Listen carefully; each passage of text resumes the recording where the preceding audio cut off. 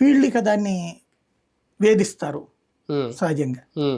పూర్తి అయిపోయినా ఏమన్నా ప్రభుత్వం స్వాధీనం చేసుకుంటుంది. ఇప్పుడు కాకినాడ ఉంది, మొత్తం కంప్లీట్ గా రెడీ అయిపోయింది. ఇప్పుడు కన్నబాబుకు నోటీస్ ఇచ్చారు దానికి సంబంధించి వివరణ ఇమ్మని చెప్పి. అదేమన్నా స్వాధీనాలు ఏం చేసుకునే అవకాశం ఉండదు, చేసుకుని రంగులైనా మార్చేస్తారా? అదేం ఉండవు నాకు తెలిసి.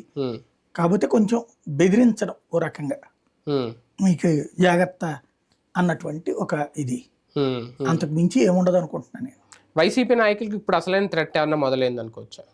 దేని విషయంలో? పార్టీ ఆఫీసులు కూలగొట్టడం కానీ, ఇప్పుడు పార్టీ ఆఫీసుల తర్వాత నాయకుల ఆస్తుల మీదకి వెళ్తారా అనేది కూడా వాళ్ళు మొదలైనారు కదా ఆల్రెడీ. కొన్ని చోట్ల ఇప్పుడు ఇళ్ళ పగలగొడుతున్నారు, ఆస్తులు ధ్వంసం చేస్తున్నారు. ఎందుకంటే పార్టీకి ఎక్కువ అనుసంధానం రియల్ ఎస్టేట్ వ్యాపారులు కానీ, వాళ్ళు కట్టిన నిర్మాణాలు, ఆ స్థలాలు ఇప్పుడు అవన్నీ లెక్కలు తీస్తున్నారు బయటికి. నోటీసులు ఏం కాదు, ఆల్రెడీ లాక్కుంటున్నారు. ఇప్పుడు కొంతమందిని పంపించేస్తున్నారు, వ్యాపారాలను మానిపించేస్తున్నారు. ఇప్పుడు ఫర్ ఎగ్జాంపుల్ అతను మాజీ ఎంపీ ఉన్నాడు కదా విశాఖపట్నం, అంతే నడుస్తాయి. వీళ్ళ వాళ్ళ ఆపారు కాబట్టి వాళ్ళ ఇద్దరు కూడా ఇప్పుడు మనకి ఆంధ్రప్రదేశ్ లో పెట్టుబడి పెట్టాలంటే ఇద్దరు పెట్టకూడదు ఇక, అంతేనా? తెలుగుదేశం వాళ్ళు పెడితే వైసీపీ వాళ్ళు వచ్చి నాశనం చేస్తారు, వైసీపీ వాళ్ళు పెడితే తెలుగుదేశం వాళ్ళు నాశనం చేస్తారు. డబ్బులు ఉన్నటువంటి ఇక్కడ తగలే